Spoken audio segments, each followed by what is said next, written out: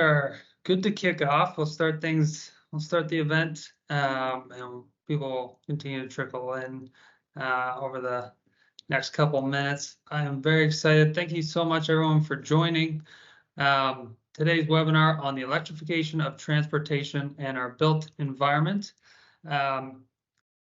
Thank you for joining me. We have a great panelist of speakers, of industry experts from many different backgrounds we're excited to have today.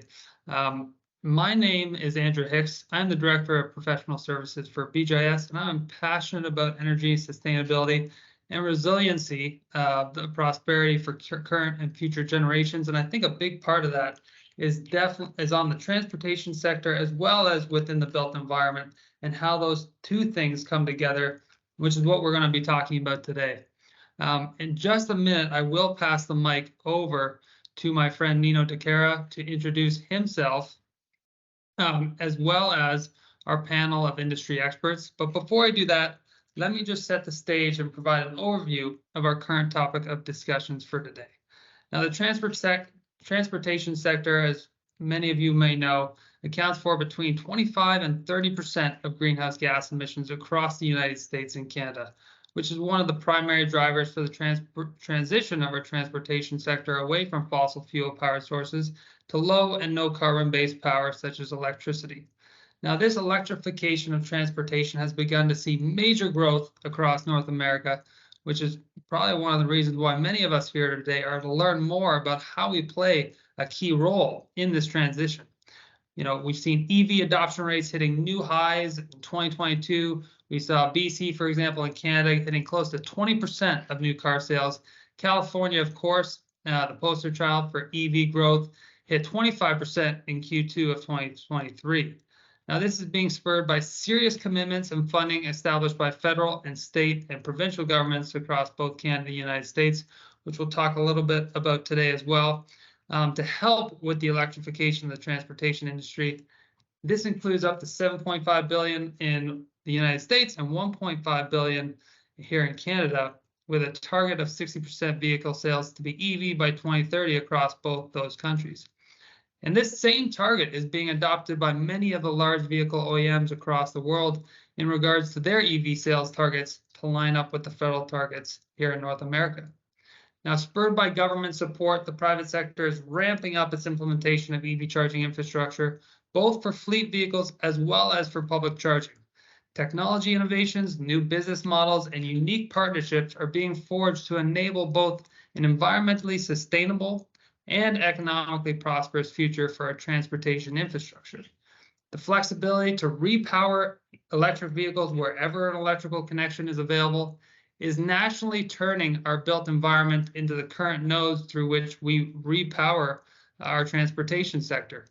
Now, giving longer charging times, it makes sense that drivers will want to charge at a location of convenience and amenities, whether that be at the office, a hotel, shopping mall, grocery store, fast food restaurant, or some combination of that list. Now, this paradigm shift in how we look at repowering our vehicles is creating unique challenges for real estate owners, operators, fleet owners and operators, EV drivers, and other key players in the space. However, this has instigated the development of new solutions, new business models, and ultimately new opportunities for those who are taking part in this infrastructure transition. Now, we have a great lineup of speakers who I'm very excited for you to meet that will address some of these hot topics and questions that I'm sure a lot of you have on your minds. And so without further ado, I will pass it over to Nino to kick us off and moderate our panel discussion today. Nino, over to you, my friend. Thanks very much, Andrew. And that was a terrific scene setting of what's ahead of us. And I'm, as Andrew said, I'm Nino DeCara. I'm the founder of Electric Autonomy. Electric Autonomy is a media and events company reporting at the heart of the EV industry.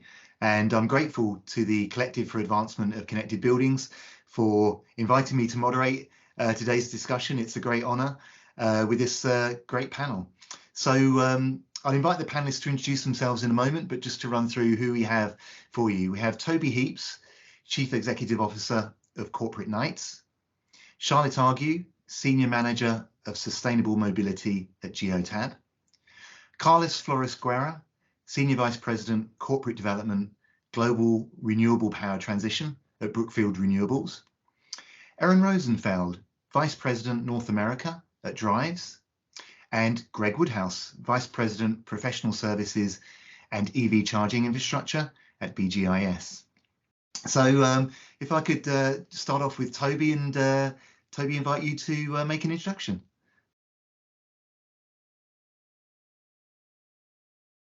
And I think we may have some technical problems with Toby connecting. So let's go to Charlotte. Sure, thanks, Nino. Hopefully everyone can hear me all right.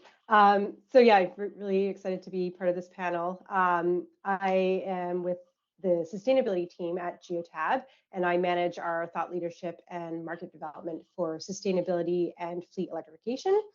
And what Geotab is, we're a global telematics company. So we're headquartered in Canada. Our head office is in Oakville. I'm based out in Vancouver. And what we do is we specialize in taking data from vehicles and other sensors and systems and bringing that data and turning it into useful information into an online platform, which then fleet operators and managers can then utilize to more effectively operate their fleet. So the types of fleets we work with varies from public to private, from really, really small fleets to enterprise fleets. And it's a really important component, I would say, in the overall EV transition, because what we're able to do is we're investing in how can we bring the right data to these fleet operators so that they can be better informed in terms of how they're transitioning to electric. Thanks for having me. Awesome. Thanks, Charlotte. And Carlos. Sure, absolutely. Thank you, Nino, and thank you again, Andrew, for setting this up and having me. My name is Carlos Flores Guerra. I'm a Senior Vice President of Corporate Development with Brookfield Renewable. I'm very excited to be here and appreciate the opportunity to engage with you all. I do want to share that the opinions and views are my own and not the views of my employer. So now that we got that out of the way. So what is Brookfield? So Brookfield is a leading global asset manager. So we've got approximately 850 billion of assets under management, really spread across investments in renewable power and transition, infrastructure, private equity, real estate, and credit. Our renewable power and transition business operates one of the world's largest publicly traded platforms for renewable power and decarbonization solutions across a diversified portfolio of hydroelectric, wind, solar, distributed generation, and sustainable solutions across 5 continents. And it's through our flagship Brookfield Global Transition Fund that our aim is to really help customers and governments around the world facilitate the global transition to a net zero economy. And this strategy really entails investing in 2 things. One is the continued build out of scale renewable and other decarbonization solutions, very much including EV infrastructure. And secondly, it's taking our capital and our operating expertise to go where the emissions are to help critical and leading industries transform themselves into more sustainable and de-risk business models moving forward. Very excited to be here. Thank you, Nina. Terrific. Thanks, Carlos. And over to you, Erin. Hey, everyone. Good morning. Thank you for having me here today. My name is Eran Rosenfeld. I'm the Vice President for Drives. We are a software company at the EV charging networks. I'm based here in Florida. I'm happy to see that we have people from all around North America. That's great. And maybe beyond that. We are a company that started our journey about 11, 12 years ago. We already saw back then what is coming in terms of energy revolution and mobility revolution. And we can see it right now based on what just Andrew said about the EV adoptions and more. We decided to build a digital platform that will be the glue between those 2 revolutions. So we are a software-only company, agnostic to hardware and so on. We started very early, so we were part of the organizations, the OCA, that built the protocols that are being used today between a charger and a software. And essentially, we are an operating system for large EV charging networks or anyone that is managing a lot of chargers. We have the largest implementations around the globe right now, working in 32 countries. So for example, 80% of the public chargers in the Nordics, where the EV adoption is the highest, are on top of the Drives platform. We are backend, white labeling, the apps for the drivers, fleet solutions, multi-dwelling units, buildings, and workplaces. Working in North America with companies like EVgo that are using us for many years, Circle K, Couche-Tard in your area, guys, Francis Energy, and many more. Operation side of the chargers, making sure that everything is up and running and self-heal them, the energy balancing around that, and all the tools that are necessary for the drivers, billing, payments, and so on. Thank you. Great, thanks, Aaron. And Greg, over to you. Hope you can hear me okay. My name is Greg Woodhouse. I am with BGIS. My role at BGIS, I'm the Vice President of Professional Services and our overall EV infrastructure offering, which is a turnkey strategy, design, build, maintain of EV charging infrastructure. We find ourselves in this space being a large facility manager. We take care of a lot of buildings for a lot of clients, over 40,000 or so buildings across North America. And we got into the EV space quite organically by the needs of our customers who are large telecommunication organizations, a lot of retail banking facilities, critical environments, governments. All of them wanted to get into EV for one reason or another. And we had the infrastructure from an engineering, from an installation, and from a maintenance perspective to be able to service those needs. And we've grown in EV quite exponentially because of the needs of those clients. We have about 2,000 technicians and trucks across North America, and some of those dedicated to the service of EV infrastructure. So happy to be on the call. Very excited to lend some of the experience that we've had in designing and building and maintaining EV infrastructure for a number of our clients. Thanks very much, Greg. And Toby. Thanks, Nino, and thanks, Andrew, for joining us. It's a pleasure to be part of this conversation. My name is Toby Heaps. I'm the Chief Executive of Corporate Knights. For the past 22 years, Corporate Knights is a media and research company that's been focused on speeding up the transition to a sustainable economy. And we're primarily laser focused on two core areas. One is closing the climate investment gap. So to that end, we maintain a decarbonization roadmap for Canada, and we track the sustainable capital expenditures, R&D, and acquisitions for a cohort of about 280 Canadian companies and a broader global cohort that numbers 2,800 companies. And we're specifically looking at the percent, whether it's a building company or a transportation company, of their capital expenditures that are being plowed into decarbonization. And then in Canada, we compare that by sector to the roadmap to see if we're allocating sufficient capital to be on track to meet our Paris Agreement. The other area we work on outside of the closing the climate investment gap is the climate policy gap. And we have technology now that's ready to deploy, in many cases, cheaper, better, faster, but more resilient, in almost 80% of the cases where we need the solutions. But there are still some policy gaps where there are outdated subsidies or regulatory barriers, in many cases quite significant regulatory barriers that could be rectified fairly readily to really unleash the full potential and momentum of the transition to a sustainable economy, which is a full-blown secular economic growth story that's well afoot now. So those are two areas we focus on. And one of the things we see when we monitor the capital expenditures and the R&D of the global transport and building sector is we're starting to see a really nice convergence from R&D in the transport sector to massive CapEx and deployment, implementation, ramping up electrification. And in the building sector, we're seeing it's a few years behind the transportation sector, but we're seeing a ramping up of the electrification of buildings, and the buildings of the future that are emerging will be very much part of the electrical grid from a storage, generation, and consumption perspective. So we're really excited to be participating in this panel and looking forward to the discussion.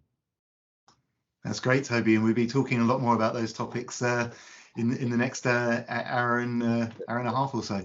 Welcome to all the panelists.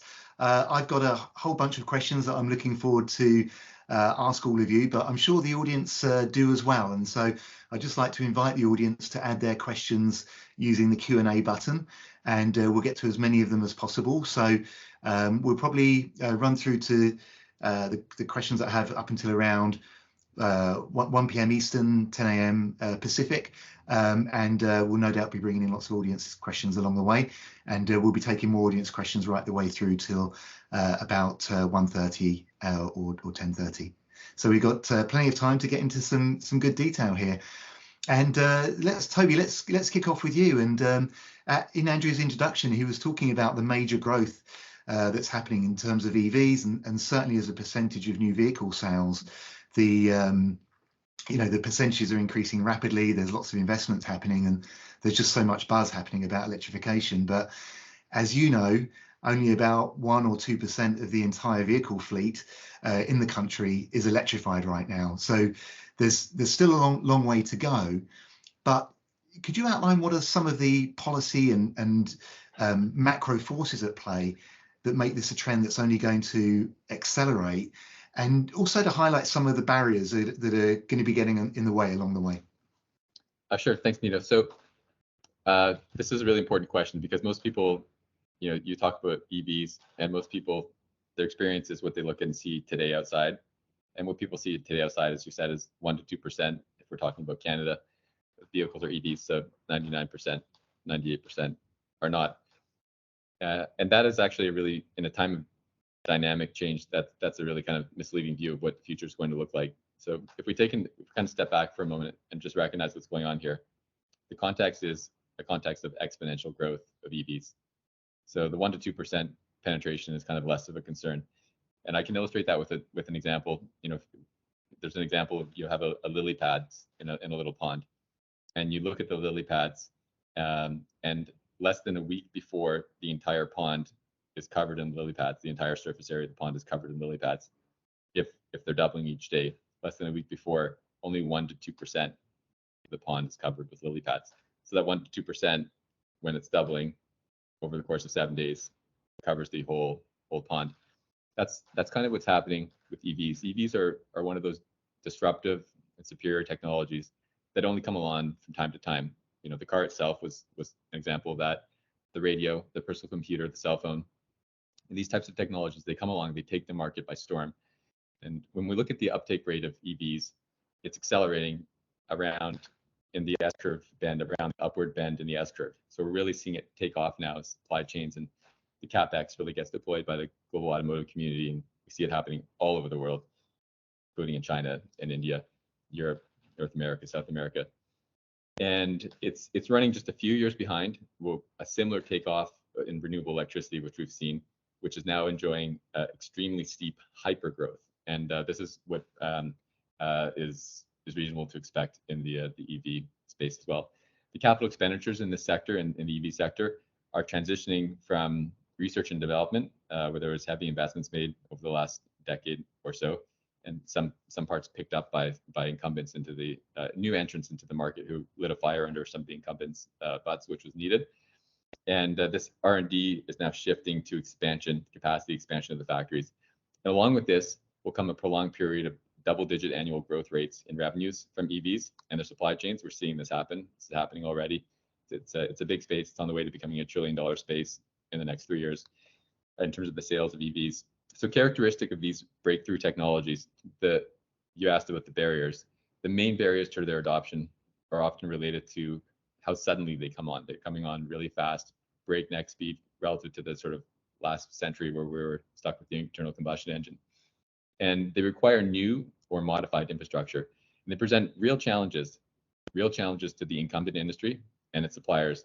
And the incumbent industry often actively resists their advancement because they have sunk costs in old infrastructure, factories, and they don't want to write that off and suffer the hit to the balance sheet. But they also have to maintain a respect for the market and demand. And so we're seeing that sort of inflection point where the sort of defense is shifting to offense now. although we do have 13 of 16 EU automakers who actively oppose the phase out of the internal combustion engine in the next decade, only 3 out of the 16 supported it. So that kind of demonstrates some of the retrenched and the opposition you see. So these incumbents and this new technology, the EVs, it's often not a good fit with the established physical, financial, and regulatory infrastructure. And the regulatory infrastructure here is a real barrier for the smart grid, and it's something that can be addressed. And we're seeing projects in places like Scandiac, New Brunswick, with companies like Siemens working on identifying how you can make the smart grid the vehicle to grid and the two-way charging infrastructure, for a resilient, real smart grid that can deal with the intermittency of renewables and really help us decarbonize the grid. It's one of the beautiful synergies. So to a greater or lesser degree, we see all of these issues in the case of electrification of transport. And after all, when you think about over the past 100 years, there's perhaps no other technology that has had such a profound influence that has become as deeply entrenched in the way we live in the case of the automobile. So it's natural, and we should expect that there are going to be some difficult adjustments. Now, when we look at the electrification of transport in the context of a climate strategy, it's a must-have. It's a must-have for any successful response to the climate emergency. And as I mentioned a little earlier, in one of the beautiful synergies of the sustainability transition, the electrification of transport will also play a key role in the decarbonization of the grid and the modernization of our smart built infrastructure and buildings. So when we look in the sort of Corporate Knights investment roadmap for decarbonization, there are 10 million electric vehicles on the road by 2030. The fast charging network will be established a component of the new smart grid. The key challenge for governments, and this is the key message for governments at all levels, provincial, municipal, federal, is to stay ahead of this juggernaut by not allowing a lack of charging stations and utility infrastructure to become a limiting factor in the needed EV growth. This will affect building codes to smart grid investments and utility regulatory and pricing frameworks, from incentives strategically targeting the EV supply chain to transportation planning infrastructure. Governments at all levels need to be proactively clearing the path to the EV transition. For automakers, the switch to EVs can present an existential threat or the opportunity of the century. Just as the successful economies of the 20th century had a stake in the auto industry, the successful economies of the 21st century will need to have a stake in the EV supply chain. The burgeoning global market for EVs will exceed $1 trillion by 2026, and the $50 billion lithium battery market will quadruple in the next 10 years. So I'll pause there because I've kind of thrown a lot at you, but we're living at a really exciting time, and it's an inflection point. And the topic that we're talking about here right today is right in the heart of one of the biggest investment growth themes of the next couple of decades. So this is a really exciting time to be in this space. Thanks, Toby. That's a great overview of those, as I asked, those macro factors that are at play, and that's excellent. And we'll come back and chat with you in a moment or two about some of the climate kind of costs and actual benefits that exist for operators in the space. So, Charlotte, this transition doesn't work without data, especially for vehicle fleets. And I'd like to invite you to explain the role of data that we get from vehicles in the broader context of electrifying transport, and share some insights on how this information addresses some of the challenges of fueling electric fleets. Yeah, for sure. And yeah, great setup by Toby, because we're seeing, a lot of the focus on policy and infrastructure has been historically, like for the last 10 years, really more on the consumer passenger cars, but now we're seeing more and more EVs become available that are good applications for fleet space. And so with the larger commercial vehicles, they're a little bit more behind than the passenger cars, but we are seeing kind of that beginning of the S curve of this transformative technology. So so when we think about where data plays a role, I'm coming in from commercial fleets and public fleets rather than the consumer. But yeah, really what we're talking about is data enabling a more confident transition to electric. So the way, as we've seen EV transition and disruptive technology, we've also seen that in the connected vehicle space and IoT in general. So everything's now connected. You can get data in different ways. We've got AI turning that data into actionable insights. And so from a vehicle data perspective, let's start with the big picture. So if we think about a region, or we think about, a utility service territory, understanding how those vehicles that are operating within that area are operating, how far are they going, when are they driving versus when are they parked, are they all parking at the same time, are they coming back to the same location, how are they using different highway corridors. This information around, if you look at an aggregate, so we're not looking at individual vehicles, but we're bringing that into an aggregate perspective, we can start to help kind of shine light on what future load growth will be as these vehicles, so we're looking at gas and diesel vehicles today, as these vehicles start transitioning to electric, what's going to be needed in terms of electricity load, the power, and also where should policymakers or utilities or charging station hosts start to look in terms of investing to ensure that the locations of the charging infrastructure are really put in a location that makes sense for the vehicles in their duty cycle and how they're driving today. So yeah, looking at aggregate telematics data can really help inform those decisions and inform those investments, and also let utilities know, this is the reality of, as these vehicles start electrifying, this is where maybe a bottleneck might be, so they can be a bit more proactive. So that's big picture. If we come down to a specific individual fleet, as an example, most fleet operators are starting to go bring in more technology. So a lot of fleets now have telematics in their individual vehicles, and so what they can do with that data is understand within the context of their own fleet which vehicles would be best suited to switch to EV. And they can do this by looking at the daily distance driven, whether or not the vehicle is coming back to the depot or where it's stopped.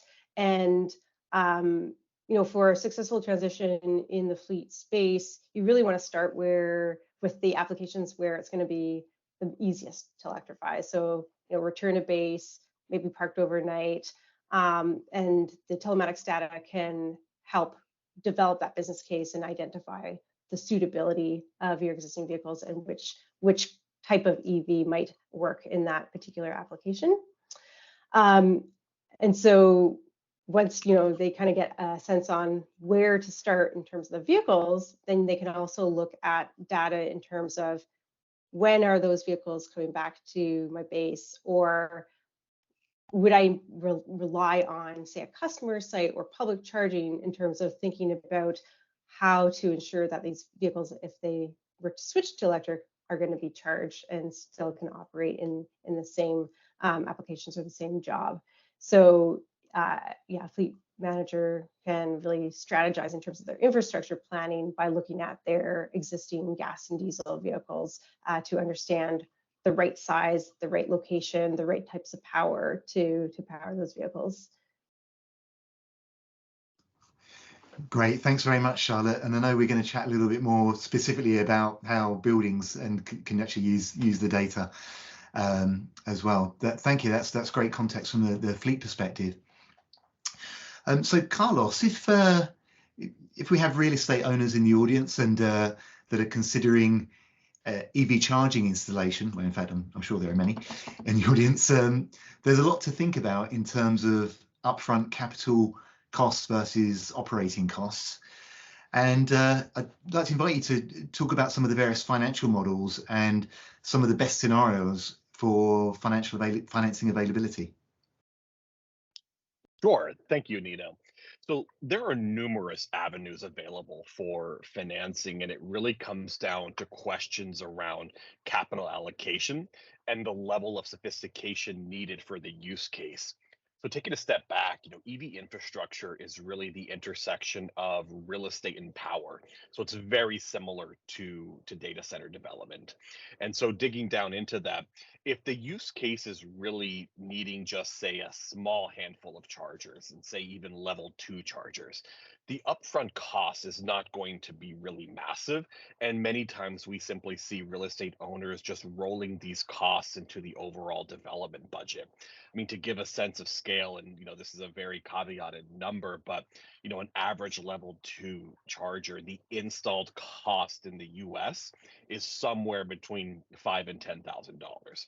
Now, if you kind of think about what it takes to get some, faster charger, so a DC fast charger, also called a level 3 charger, to give you a sense of scale of what that means, that's changes from 5 to 10,000 to 200,000 to maybe even 300,000, depending on utility upgrade costs. And so, because the equation can be fundamentally different for large fleets that need to electrify, trucks or buses, that equation is going to be very differently. And one of my favorite stats around kind of just showing the magnitude around this is that if you've got a fleet of, say, 50 Class 8 trucks that need to be electrified, those are going to draw the same amount of power as the Empire State Building in New York City. So when you start to think about kind of that puzzle and the scale of kind of what it means to really bring fast charging and level 3 charging, it's, the questions that are going to be needing to answer are, if, not when, the utility is going to be able to deliver that capacity. Now, all of this background and kind of what I'm building up to is, what types of use cases are going to draw from like a capital cost, and how we can share in that with customers, and what solutions we can provide. And so, speaking from a Brookfield perspective, we've got some exposure to public charging in the Caribbean and Latin America, but the area of the space that our portfolio companies in the US and Europe are really advancing are large-scale EV charging hubs that are providing scale charging solutions to fleets and other sophisticated customers. And we deliver this through a structure which is commonly called charging as a service. And it's really where our businesses and portfolio companies can provide a fully financed charging infrastructure solution that eliminates the upfront costs that would otherwise be incurred by customers in deploying this EV charging infrastructure. So let's drill down into that. So what actually is the charging as a service offering? So the offering is typically a one where we, our businesses, and there are other folks in the space that have a similar product, will fund 100% of the capital cost of the project. The chargers, the conduits, the power upgrades, any switchgear that's necessary, typically with no upfront capital cost from the customer. And what that effectively does is it shifts the customer's kind of value prop from kind of upfront CapEx to ongoing OpEx. And typically, while this going to, again, use case is going to vary, and on kind of the case by case basis, but it's typically a subscription or fee-based service that's offered, and it's going to include all of the necessary, both the infrastructure and the hardware, but also the ongoing softwares and O&M, operations and maintenance, going to be necessary as well. And so when you think about kind of what customers and real estate owners should be thinking about, we often think it's helpful to frame out kind of that thought process through 3 distinct lenses. One is risk mitigation, the second is capital allocation, and the third is predictable ROI. So when you think about the risk mitigation, while there's tremendous excitement around EVs and EV infrastructures, we've got incentives that are rich in many markets, we've got a lot of technological innovation. Fundamentally, and I think Charlotte may have mentioned this, it's a new sector. We've got new technology, and transportation electrification for many customers presents an inherent both technical and operating risk for customers. And many times, the same way that customers may want to benefit from, say, on-site solar battery storage, but don't necessarily either have or want to carry on the burden to manage that operating risk, this full service turnkey solution that charging as a service can provide is a helpful alternative. It also comes down to the most important question, which is capital allocation. Can you actually allocate capital to the build out of EV infrastructure? Can you, and in this a market of rising interest rates, this inflationary environment, budgets are tightening, and so customers, even well capitalized large corporates, may not have the capital to deploy to on-site EV infrastructure. And as we shared, if you're doing a handful of chargers, it's not going to blow the bank. But if you have a real large scale need, if you're trying to build out a fleet or a depot or a charging hub style solution, there can be significant capital requirements to roll out the EV infrastructure to support these large scale fleet operations. And because the charging as a service product eliminates that upfront purchasing cost for customers, there's a lot of value in that. And finally, when you think about kind of predictable ROI, is again comes down to a little bit of blend of kind of the operating risk versus the financial modeling and the underwriting that's necessary. When you think about you know, businesses like our portfolio companies that act in this space and others as well, the real message that we can leave customers with is that you have a predictable operational expense that's tied to the charging station's uptime. Customers don't have to worry about what happens if my charger is not working, what happens if you know, I can't get the techs out, what happens, you know, just all these myriad of what ifs. That risk profile can be shifted onto your service provider, and that really helps a more predictable return on investment because it's on a known utilization rate. So you don't have to think about, you know, if I build it, will they come? So let me pause here because I know that was that was a lot. Thank you, Dina. Yeah, that's great, Carlos. And I mean, I have to ask the question: is what percentage are you finding customers are going towards charging as a service versus making that capex investment up front? It's a great question. It's very similar to kind of what we see when customers are looking around funding solutions for energy efficiency and building infrastructure, so electrical and mechanical systems.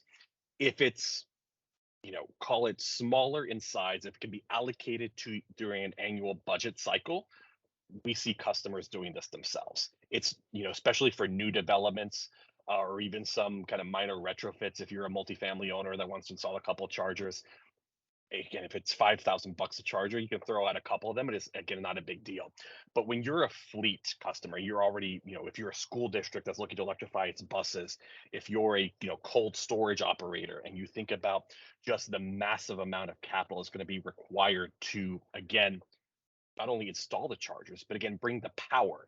And we're going to talk about a little bit about this in I think further on, but you know, that power equation is a really tough nut to crack, especially like when you think about like that example that I gave, like, you know, if you've got a 50, you know, class 8 trucks, that's about 9 to 10 megawatts of load.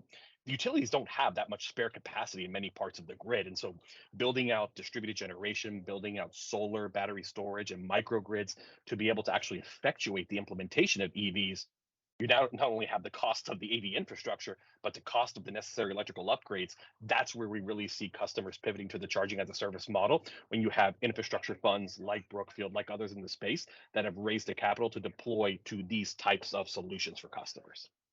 That's awesome. Thanks very much, Carlos. And that's a great segue to Aaron. And yeah, Carlos, you know, Aaron, Carlos painted this great picture of the Empire State Building.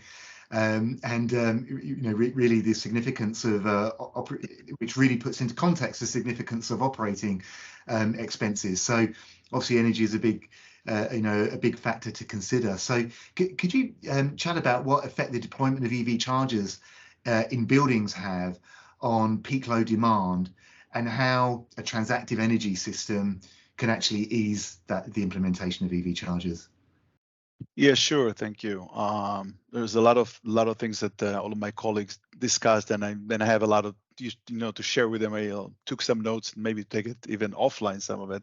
But I want to start with that for the audience over here, that you can all see how you need many players in this industry, new thing that's happening right now, which is electric vehicle and electrification. You need a lot of players in this market in order to complete this solution for a very complex ecosystem. And the ecosystem that we see right now is from the vehicles and telematics, is from the chargers, the type of chargers, is from the energy, and a lot of bit in between. And I'll talk with you a little bit about, to your question about the power and what we see over there and what do we do in terms of software. Because as a reminder, we looked at, as a software company, we looked at two areas, the mobility revolution and the energy revolution. So let's talk a little bit about the energy revolution. We do not have necessarily enough power, as my colleague just said, to support any site right now. And it doesn't matter if it's a DC charger, which is the direct current for all the new guys here, the strong chargers, the one that can fill up your car with 10 minutes, or trucks and so on, or the AC, which are smaller one and so on. It doesn't matter. You cannot just decide right now at a building, right, as a building owner, to place 20 chargers because you don't know if you have enough energy.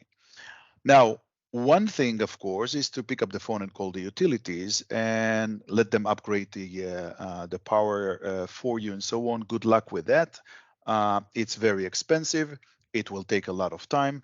The timeline, the lead time right now for transformers in this market is about 18 months. So again, good luck. It will take some time, and there are priorities. Trust me, they have a lot of priorities right now going on. Everyone here on the panel probably know. So what do? So we need to be ready, right, for a vehicle to grid, for example, the technology that will allow to support the grid back from the battery of a car, of a vehicle. So there is a technology around that, right, which as a software company, obviously we are aware of that and supporting that and piloting that right now in Europe and other places around the globe. You need to be able to support the time of use and spot pricing. This is where the utilities will use that tool to change the cost of energy during the day to control the load and the peak hours. That will change, by the way.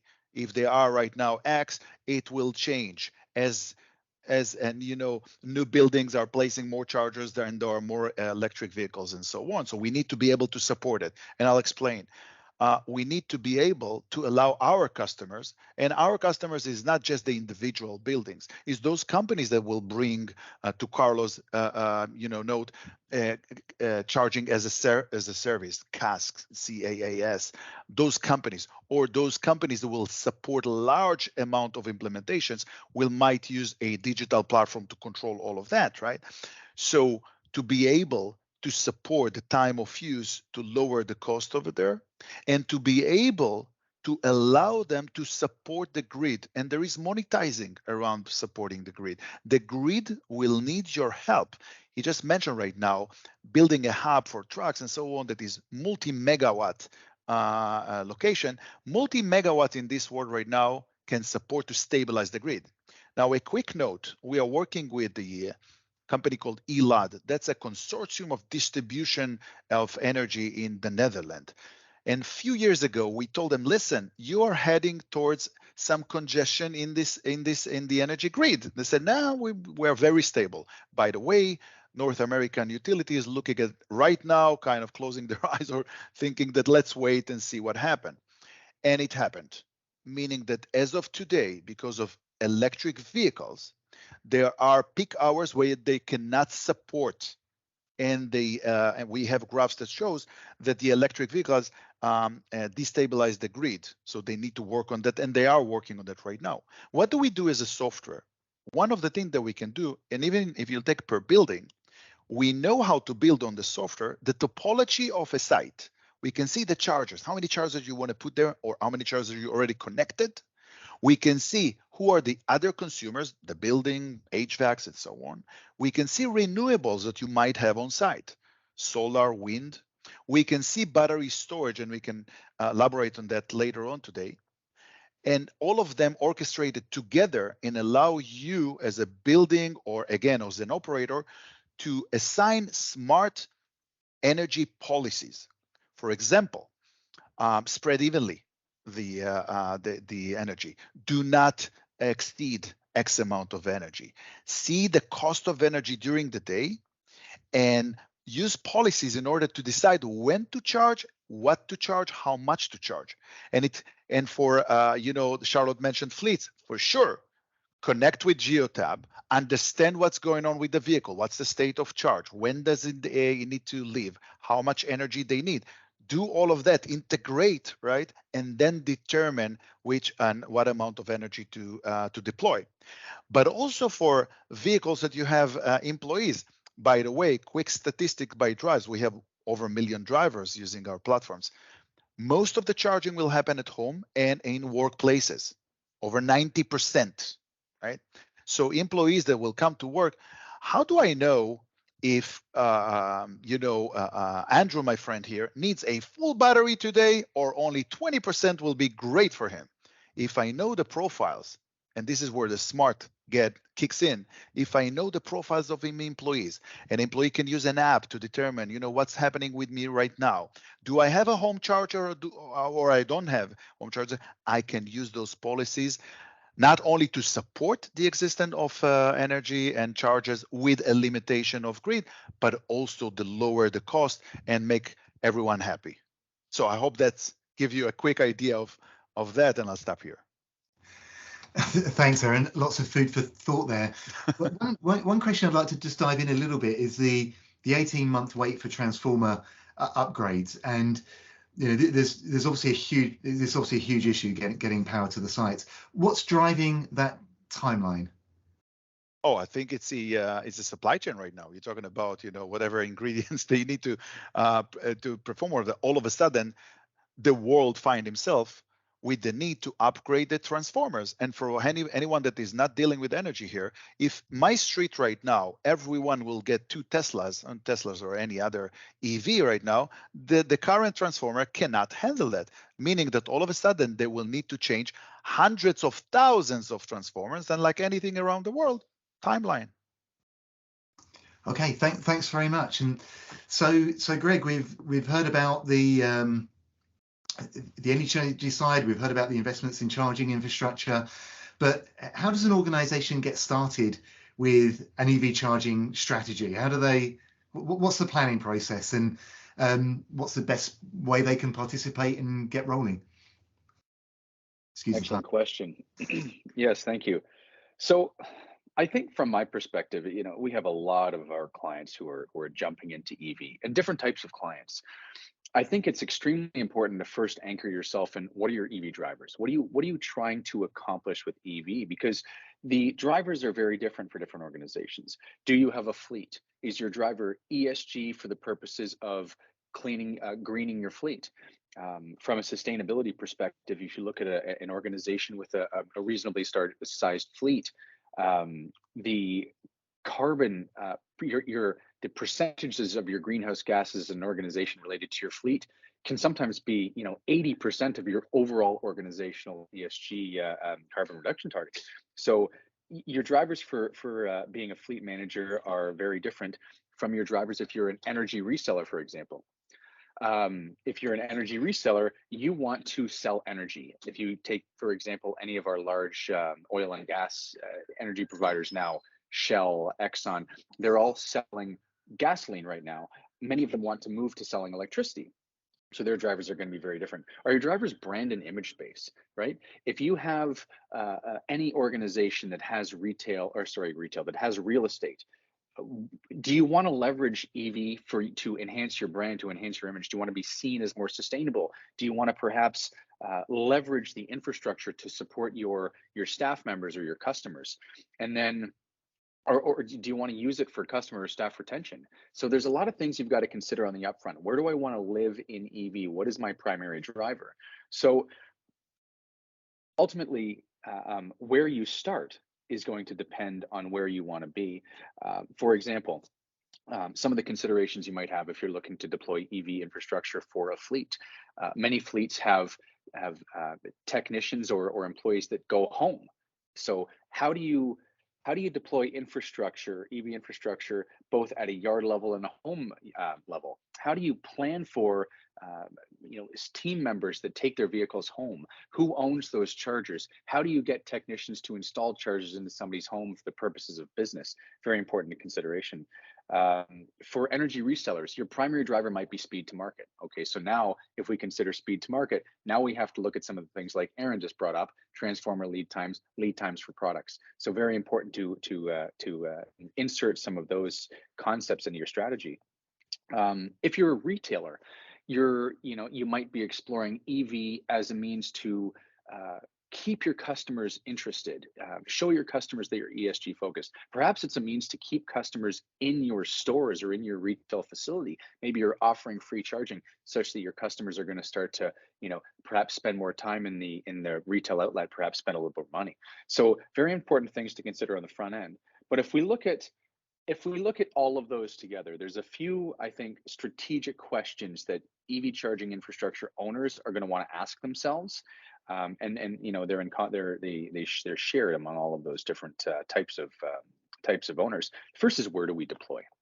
Are we going to deploy at all of our facilities? Is this going to be a program? Are we going to be strategic? Are we going to focus on the areas that have adopted EVs early? Where to deploy is extremely important. Again, when you go back to fleets, where do we deploy? Do we start with the yards? Do we start with the houses of perhaps the employees that take their vehicles home?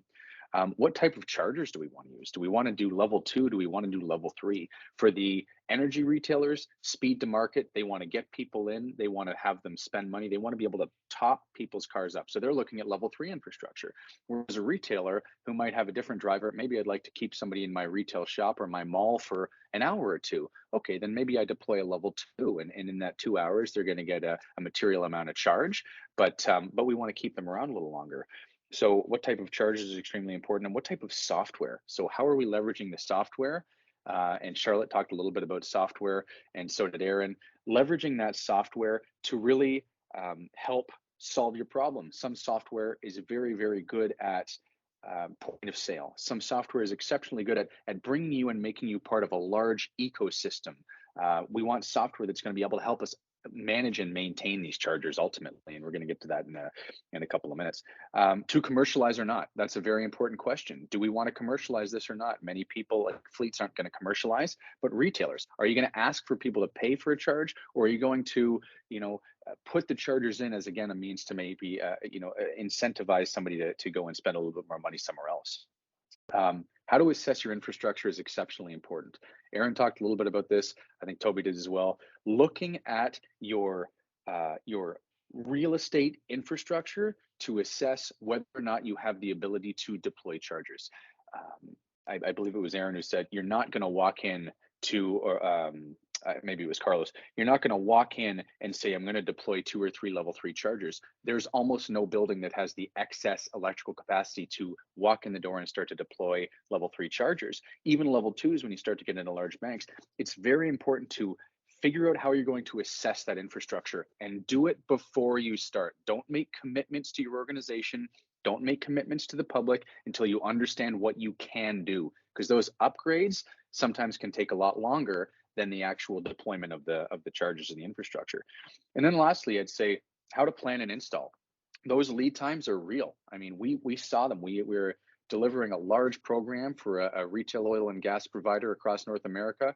And depending on the geography, we're seeing anything from 6 months to 18 months for utility transformers. Utilities are not prepared. They're not ready for this. So planning your installs, making sure that your schedules that you've built, commitments to shareholders, commitments to others, are taking those things into consideration. And then once you have these things installed, how are we going to maintain these assets? These are maintainable assets. Things need to be done with them. So it's very important to put that into your strategy. What am I going to do? Can I do that in-house? Do I need a third-party service provider? What's the scale of the service provider? So a lot of questions to ask yourself before you really jump into EV chargers and EVs. That's great. I really appreciate the segmentation that you've given there about the different types of places that might be considering these kind of investments. And just that point about don't make commitments to the public or to your stakeholders about what you're going to do until you know what you can do. How would you, and this is obviously a recurring theme in the industry, but how would you describe the difference in EV charging infrastructure to other asset investments that real estate owners might be making? Is it actually the same kind of typically timelines and planning, or actually, because this is a new area, give it a bit more time because there's quite a bit more to learn? I would say it's the latter, because it is a new area and because the electrical demands of these, especially the level 3 DC fast chargers, are so high. We haven't seen that outside of large industrial facilities. Carlos's analogy there about, some of these banks of chargers taking as much power as the Empire State Building is really, that's the reality. We are talking about, let's look at a retail oil and gas facility. They might have a feed currently into their infrastructure that is, 50, 100 kilowatts. We're looking to expand that to a megawatt. So you're looking at going from, multiplying 10x the amount of power that you're bringing into these things. All of the equipment gets bigger. It takes longer to get, it takes longer to install. So outside of some large logistics and industrial facilities, I think this is new. This is a bit of a new age. Okay, thank you. Great. So I've got a lot more questions for the panel, but we've also got some great questions coming in from the audience. So I'm going to just take a moment to address a question to the whole panel. And any of you are welcome to dive in who feel best equipped to answer this. Question for Rob Ventura. Are you finding any roadblocks in prioritizing EV implementation within your assets recently with our current economy? We're finding a lot of these projects are getting cut at the asset planning level due to a lack of tenant interest and or fear of recession. This has taken us right back to those earlier topics that we were talking about. Who'd like to comment on that question?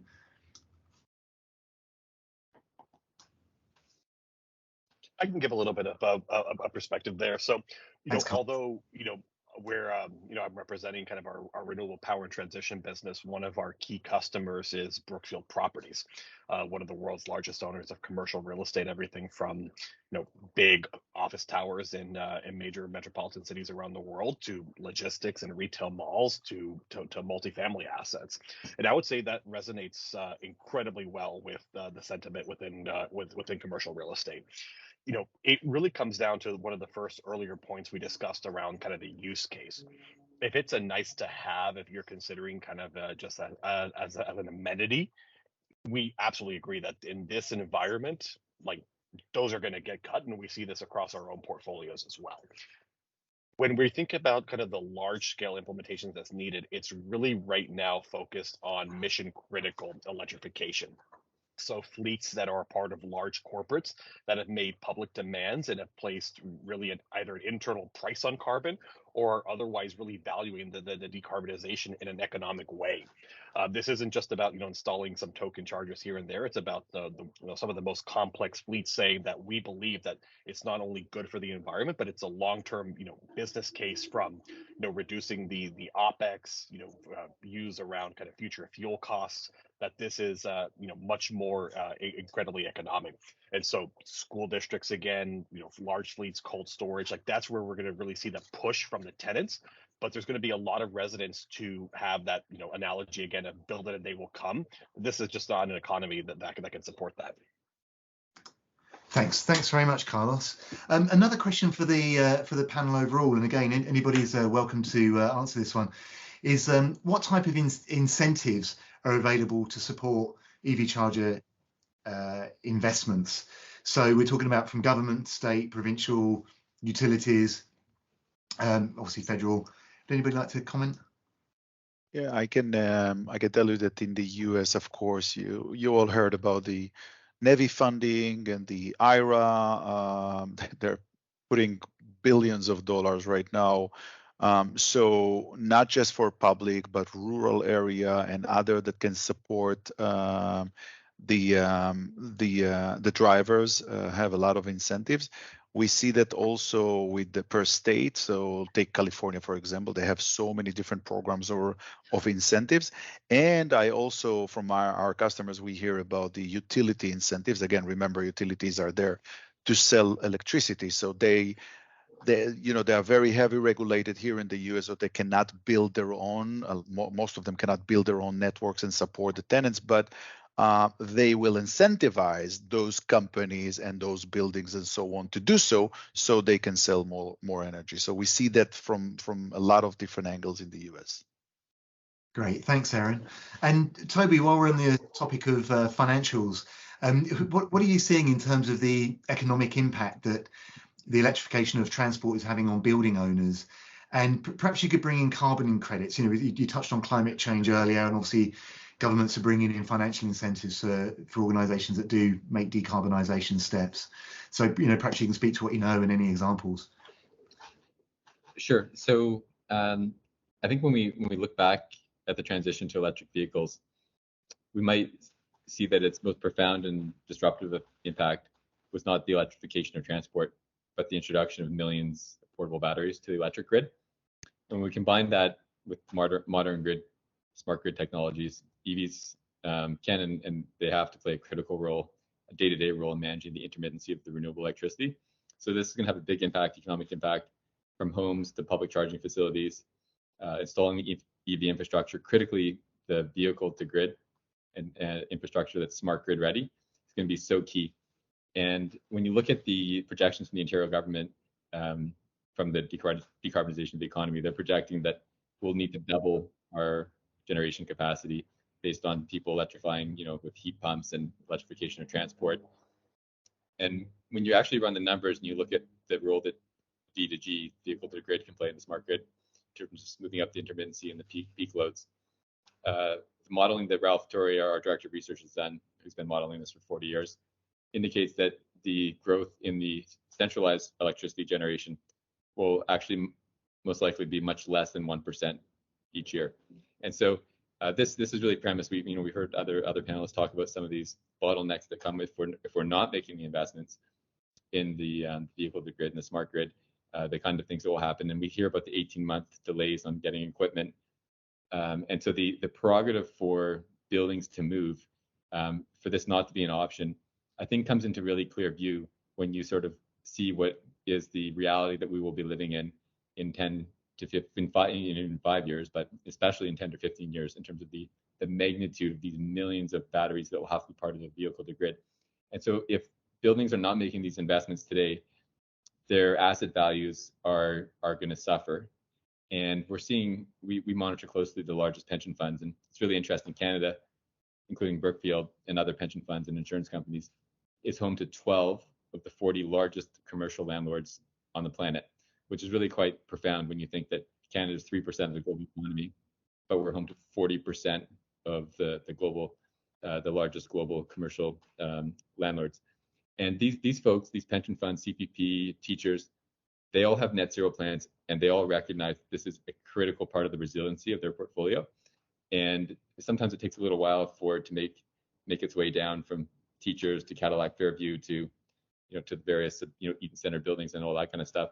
But make no mistake, this is a massive and overriding priority for the asset owners who own the real estate, and it will drive asset values. And the folks who are late to the party are going to suffer, and the folks that are early to the party are going to prosper. So when we look at what's going on in terms of your question about carbon credits and how this can play out, in BC, there's an innovative program, and there's lots of these programs. We heard about the IRA funds in the United States, but in BC, for apartments and condos, if you install the chargers, you get carbon credits. And in many cases, the payback can be about 3 years. The carbon credits pay back the capex of the chargers in as little as 3 years. And so that's an example of an innovative policy that can help to drive this. But really, this is something that, if building owners are not doing this now, are not getting the charging infrastructure, the vehicle, the grid, and the smart grid ready, working with utilities, they're not doing their job, and it's really going to be harmful to the asset values of their properties. So this is a huge non-optional risk mitigation, and also thinking about the opportunities. I think we heard some grid framework from Aaron in terms of risk mitigation, capital allocation, and return on investment. And when we look at the different models that are emerging on the return on investment to be part of the energy management system of the grid, massive economic opportunity. It's one of the reasons that we saw just recently General Motors launch their new business line called New Energy Ecosystems. And this is an energy management that uses their storage technology to work with both commercial and residential properties to help them be part of the sort of the integrated smart vehicle to grid. And so there's stuff happening all over the place on this, but I just can't emphasize enough. It might seem optional today because of the first point, the 1 to 2% of the current stock that's electric vehicles. But think of the lily pad example, and I think what happens if your parking lots are not ready for that in the next 5 to 10 years, and how long it takes to get ready for that. And you want to be sprinting yesterday. So that would be my 2 cents. That's great, Toby. I mean, you obviously get focused on the ROI of the investment in the infrastructure itself, but focusing on the overall value that it's going to have on the asset value, or overall impact it's going to have on the asset value. I think it's easy to take that out of the equation. Charlotte, you spoke earlier about some of the really powerful ways that data can actually help inform an EV fleet strategy. But how can that very same data be used to leverage and actually help form insights for real estate owners on the energy and charging infrastructure requirements that they might need to consider in their buildings? Yeah, I think that question is actually ties nicely to the financial question, because a lot of the upfront cost challenge is, with upgrading the facility or upgrading the meter if you don't have enough capacity. So it starts with right sizing the infrastructure to what's actually needed. And I think a common, assumption or common mistake is, well, we need the fastest charger possible. We need to look at the battery size of the vehicles and ensure that they can get full power when they plug in, and that's not necessarily the case. So it really depends on how that vehicle is being used. I think it was Carlos who mentioned mission critical. So if we think about a facility and all the energy needs of that facility, if there's a fleet that becomes a component of that energy demand, these fleet vehicles are mission critical vehicles. So they need the power and they need the energy in their batteries so that they're ready to go on their next job and that they can fulfill that next job. But that doesn't necessarily mean that they need the fastest charger available. That doesn't necessarily mean that they need to be charged to 100%. It all depends on, first, how long is that vehicle going to be parked there? Is it parked overnight, or is it between two shifts and it only has half an hour to then go on the next shift? And then what is the state of charge that it came back with, and how much energy is it going to need to do the next trip? So what we're seeing right now with a lot of kind of early deployments of fleet vehicles is a lot of these vehicles are parked for more than 10 hours a day. And oftentimes that parking time is in one large chunk rather than spread out throughout the day. So that tells us a lot of vehicles could get away with lower power charger over a longer period, or maybe not necessarily being charged immediately when it gets plugged in. And the other thing that we're noticing is right now fleets seem to be a little bit more conservative in terms of they're plugging their vehicle back in when it's only 25% of the battery is drained, or above 50%. So a lot of these vehicles aren't really using that full capacity. So that also tells us, well, there's probably an opportunity to not necessarily charge as frequently as they are charging, or potentially they can put those units on higher use applications. And I think the magic really happens.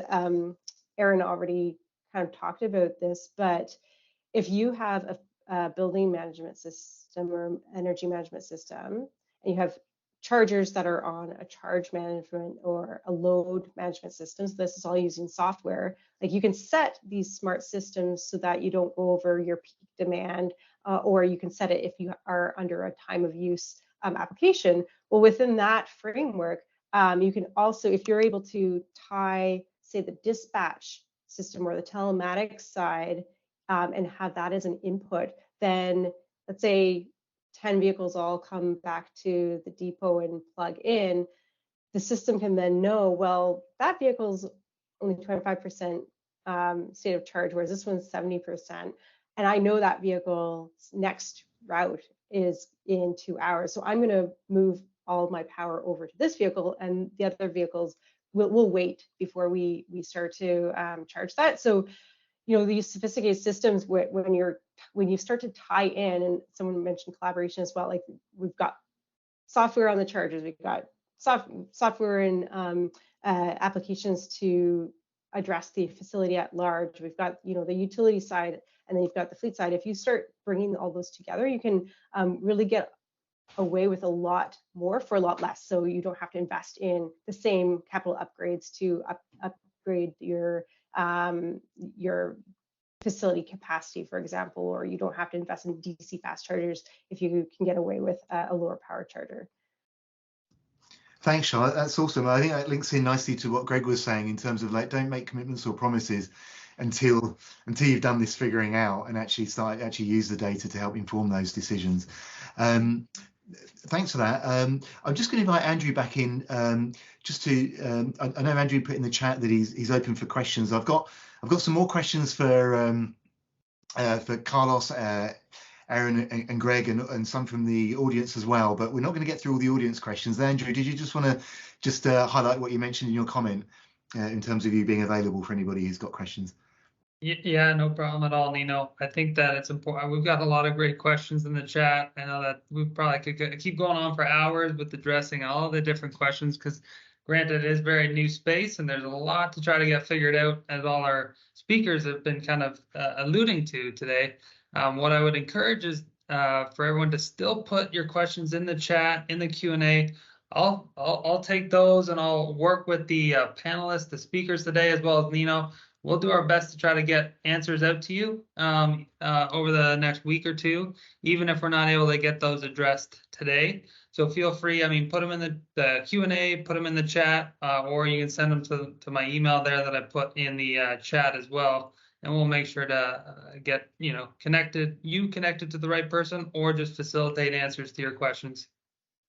Great, thanks, Andrew. And Carlos, if I could just invite you in right away to address one of the questions from the audience. Tim Mayer has asked, what is the solution for charging for multifamily residences, apartments with street parking or designated spaces? And if we can expand that into obviously retrofitting condos is a pretty big deal. So perhaps you could unpack some of the unique challenges that those types of buildings have. Yeah, and I think maybe that lends itself to first of all, it's a great question, and so maybe the way that I'll think about it, responding is really kind of giving a lens of some operational considerations, and then we can drill into the specific kind of question around multifamily. So, an operational consideration is ones where there's really five that I'm going to share with you all, and when we think about kind of how to think about layering in these operational considerations, there's really overlaid with the asset class and the use case that we want to deploy here. And so one of the biggest goals that we want to drive, and again, from our perspective, being an investor in these in this asset class, is utilization. And how can we drive utilization? How can we drive to configure the actual installation of the infrastructure to charge as many vehicles as possible? We also want to prioritize the integration capabilities, and so this is one where taking a step back, we've struggled across this both on our renewable power platform, but then also within our kind of our real estate groups is. There's a lot of options out there. There's a lot of technology, a lot of innovation. Again, this is new. And so, one of the things that we really like to keep is a level of, being technology agnostic, at least in the beginning, and really avoiding closed ecosystem and walled gardens. And to build on that, I think the points that Charlotte and others have mentioned around data is, not only can you, use the data within the charging infrastructure, but how can you integrate that into your local utility programs? But then also from a real estate perspective, how do you integrate that into your tenant engagement apps, your shopping apps, your entertainment apps? If you've got, a building management system within your, multifamily complex, how can you really start driving that level of engagement? And that leads to the next, and one of the critical point is, how do you manage charging in the context of parking? And this is one that's really important here, because you're not going to drive utilization to get to a point where we need to be without some level of enforcement. This can be, simple things like, penalties for overstaying your a lot of time at your charger in different asset classes, like, maybe central business districts and parking garages. So here where I am in New York is, can you consider having a valet or concierge that can rotate vehicles, which again, that improves the utilization and manages that driver experience. That's one of the, and to go back to the specific question around multifamily, that's one of the biggest challenges within multifamily, because if you're in, a multifamily building within a downtown city complex, you may have some of these valets and parking lot attendants. You may not have that in suburban multifamily. So how can you bring a level of enforcement to be able to make sure that when tenants and residents need charging, it's going to be available for them? And that comes back into kind of one of the biggest questions is, how can you create a better program to maintain visibility? So can you have real-time charger and space availabilities? Again, very easy in retail shopping malls, in office complexes and parking garages where that technology and parking infrastructure may exist. quick serves, gas stations, convenience stores, multifamily is a great example that may not exist there. So how can you make sure that you've got this real-time ability to have digital reservations so you can again drive that utilization, but also have a really positive customer experience? One of the again, to kind of tie this all back together to the original question, is kind of two key themes. One, we've talked a lot. We're at the beginning. This is only the beginning of the EV adoption wave. And so as we think about what EV infrastructure is necessary, it's ultimately going to need to match the parking behavior of the residents and tenants and the overall use case. So commercial office and multifamily, you've got a known customer base. You've got the ability to have longer dwell times. So, the other panelists that have spoken around kind of how long your vehicle is actually going to be there. If you're overnight, you can get away with those lower powered level 2 chargers that will still deliver the charging mileage, if you will, to be able to get the parkers and residents where they need to go. How do you think about, from an operational consideration, is how do you make sure that the residents aren't just staying there and just parking there when they shouldn't, and how can you get those EVs rotated to drive that utilization? That can be very different, let's say, when you're in a quick serve market. So if you're the convenience stores, some of the off highways and off interstate convenience stores, you've got transient customers, you've got consistent traffic, but you're not going to have that long dwell time. This is going to be, people in and out in less than 15, 20 minutes. So you need to have the ability to have those high powered DC chargers. And we talked about some of the operational kind of, not risks, but kind of mitigation that needs to be thought of to be able to deliver this infrastructure. You need to be able to get people, some 50 to 70 miles per range in those 15 minutes. And then, for us and our perspective, and something that we'll probably do is, well, how can you leverage real estate as both an opportunity to drive ancillary income for some of your assets? And in particular, some of our businesses in the US have actually been able to tap into both our own real estate, so Brookfield Properties Retail and the malls and shopping centers that we operate, but then also other mall and shopping center owners across the country, where you can develop and utilize maybe underutilized parking areas, maybe away from the mall. And as malls may have seen less traffic because of online and e-commerce, there's available space there that our businesses can lease, can create destination charging centers, bring in the infrastructure, put in the distributed generation, so the solar panels, the battery storage, to really provide and leverage, again, not just that footprint, but also the convenience, because these are generally located in well-trafficked areas next to major highway interchanges. And so they're geographically well positioned to have fleets and delivery folks, whether it's anything from car services like the Ubers and Lyfts to other delivery services, to get in and out in kind of this 1 to 3 hour dwell times and get the mileage that they need to operate. So let me pause there, because I wanted to touch on different asset classes, but also make sure I answered the audience's questions. Yeah, absolutely. Yeah, thanks very much, Carlos. I love the idea of the consumer being more involved in energy management and having it pop up in their shopping and parking and even maybe their weather apps, and it just being energy management being a part of our daily lives. Carlos, you touched on distributed energy resources with solar and so on in some of these sites. And Erin, if I can just take it with yourself, you mentioned obviously DERs as well, and you obviously we spoke about the long timeline to get grid hookup. So could you just take just for a few minutes, because I do want to go to Greg to touch on reliability as well, but could you chat about distributed energy sources and the role that they can play in charging infrastructure and how you can manage them? Yeah, absolutely.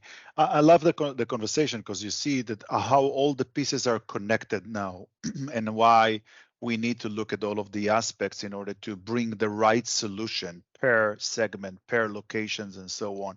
So the integration with the the assets, the battery storage that we'll see inside, the renewables, etc. It's only one part of the integration, which I'll give examples right now. But the other parts that are just were just mentioned here by other is super important. So let's start with the energy part. We will see again a lot of places that we need to bring energy storage, and there is a lot of innovation right now around battery storage around the world. Something that nobody touched, well, not in this magnitude, for maybe decades, because nobody needed to touch in this magnitude. All of a sudden, new technologies are arriving for more mileage on the car, so range anxiety to Charlotte's point, so nobody need to worry about charging all the time and full-blown battery. But also for properties and so on. So what we see is that we have a lot of customers, again, that managing, for example, parking lots for buildings and so on. There is not enough energy over there. So they're putting battery storage that are available more and more right now. And the idea is, as a software company, what we did is a full integration with the battery storage, because just to put a battery storage is not that great. You want to know, for example, when to charge the battery. So you need to know, what are the peak hours, the time of use, and be smart about when to charge the battery, and same as when to discharge the battery on those peak hours and based on different priorities and so on. The ability to do that will allow, again, the property or the management company, doesn't matter, to have that solution to support EV charging, but also to be smart about the costs over there and save costs, etc. The charging and discharging is very critical as we see it. Also, take a little bit from the battery, a little bit from the grid, and one more little thing to add in terms of integration. We see it, we do that. A lot of things that Carlos just mentioned right now, we already doing reservation, penalties for parking, and a lot of other things software-wise, which will help to cope with those constraints. But also in terms of the battery storage, the ability to understand who needs power, how much power do they need, by integrating with Geotab, with the profiles of the drivers, with other systems, and bring the right solution. Fantastic. Thanks very much, Aaron. So Greg, obviously we're painting a world where there's been huge investments in charging infrastructure, and we know that a reality of this world is that reliability is a massive issue, and a driver turning up to an EV charger with downtime is a failure in mission critical infrastructure. Can you chat about your experience really across North America in what can be brought to monitor, maintain, what's involved actually in monitoring, maintaining and repairing charging infrastructure, and what obligations will site hosts have as they deploy them? Yeah, that's a great question. The obligations question is interesting because, again, you want to consider where do you want to be in the EV world, right? If you are a fleet, if you have a fleet, it is of the utmost importance that you have charging infrastructure, that it's up, that it is running, it is up. If you have a charger that is down, do you have redundancy such that your people who are, let's just take logistics for example, the driver who's delivering packages is actually able to deliver packages, or can that driver not do anything because the charger's down? So the obligation is going to be different. If you are an energy reseller, the obligation is on you to have uptime, but the implications are really to you and your business, because if you don't have the charger that is up and running, you're not going to have that revenue stream from the charger.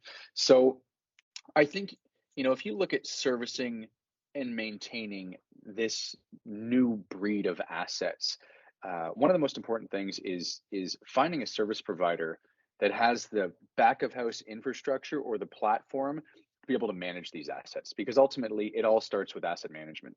These are maintainable assets, so we need to apply the same robust process and technology to their management that we would in any other asset, critical or non-critical, that is required to the operation of our businesses. So making sure that, if you have if you're looking at a national and North American purview, if you've got your charging infrastructure is across a wide geographic area, do you have service partners that are able to scale? Do you have service providers that are able to do things in a similar, consistent fashion? Are they able to report on uptime? Very important to make sure that these service providers are able to do that, because there's a couple of different ways you can go. You can go to an electrical contractor who in some cases may be able to do some things, but are they going to be able to commit to the uptime requirements that you have? Do they have the back of house infrastructure to be able to track when they're there, how long they're there, how do they manage spare parts? A lot of interesting things to consider. So I'm going to touch on some of the challenges by way of a few key areas that we should really consider. The first is leveraging technology to identify issues with the EV charging infrastructure. So it's all well and good to have this infrastructure, but if you're relying on somebody going there to tell you that it's broken, you're already behind. If you really want to meet the uptime requirements that are going to be where the industry wants to get to and will get to, you've got to apply some technology. Charlotte talked a little bit about this. Leveraging IoT, leveraging connectivity of that charging infrastructure such that the problems can be identified and monitored in many cases before they happen. Leveraging AI to be able to see, okay, I've seen this series of voltage spikes before. I'm progressively seeing the temperature on this sensor get hotter and hotter and hotter, leading me to believe that there is a loose connection that needs to be adjusted. So before this infrastructure starts to actually fail, you're going to leverage the technology, you're going to leverage the data to be able to tell a story so that you can better maintain these things. At BGIS, we started doing this with many of our other maintainable assets, specifically in HVAC, about 6-7 years ago. We do it through our remote command center, where we have a single pane of glass infrastructure that allows us to pull data streams in from various different assets, such that we can see where the problems are. Then we apply fault detection, we apply AI and predictive learning to be able to see where we need to spend our energy. No different with EV chargers. Some manufacturers do that out of the box. The really strong ones are really starting to do that. Not all of them do that. So having that infrastructure to be able to monitor things, having that infrastructure to be able to manage your technicians who are going to go out and service is extremely important. The second item is having technicians that are capable of providing service and maintenance to these chargers. So, level 2 infrastructure is a little bit easier. It's not that difficult. Many electricians can do it. When you start to get up into the DC fast chargers, this is a new skill. This is a new skill that the industry is learning, and all of the manufacturers have a little bit of a different play on things. So making sure that your technicians are trained effectively for the various manufacturers of charging infrastructure, these DC fast chargers, such that you can effectively maintain them. You're going to have some of these things have, people don't realize, they have fans for cooling, they have air filters, they have 6, 7, 8 air filters in some of these DC fast chargers. There's not a lot of moving parts, but there are things that need to be considered, things that need to be maintained. And it's not just the charger in and of itself, it's the infrastructure beside it, it's the switch gear. Sometimes you've got to use infrared scanning to make sure that there's not parts of or components of that are getting hot, which indicates that something's loose in there. So very important that you have the technicians that are trained to be able to manage and maintain these assets. The third out of 4 is the supply chain. You've got to consider the supply chain. This is a relatively new asset that people are going to have many of. This is not like, I'll use the HVAC example again. It's not like having HVAC systems across North America where one can go to a Train supplier or a Carrier supply depot or a Lennox supply depot and pick up almost any part that they want in a matter of minutes. You have to plan for these failures. You have to make sure you have an infrastructure that allows you to store spare parts. You've got to have them in trucks in many cases. You've got to have access to these things, because some of these contracts are looking at uptimes of 97 to 99% on the charging infrastructure, and some of the KPIs and SLAs are 4 to 6 hour fix. To be able to achieve those, you need to not only know what's happening so that you can do this, you can fix the problem on the first visit, but you need to be able to have access to the parts to be able to fix these things.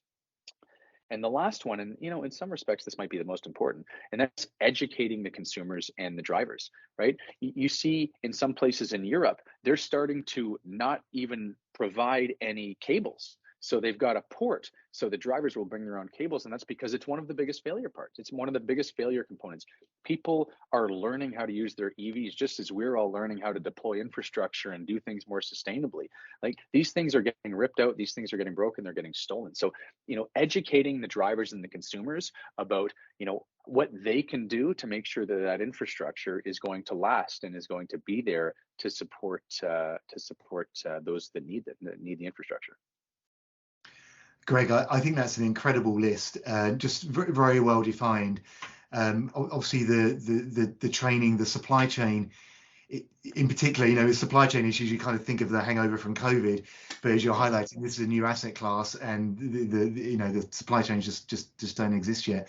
But as an EV driver, I feel a lot more confident about the future, if we can subscribe to your list. So Greg and all the panelists, thank you very much indeed. Like, what a group of experts and knowledge. And with that, I'll hand back to Andrew. Yeah, thank you so much, Nino. Extending gratitude to Carlos, Aran, Toby, Charlotte, Greg, and yourself for taking the time to be with us and share your exceptional insights and experience with the participants on the call today.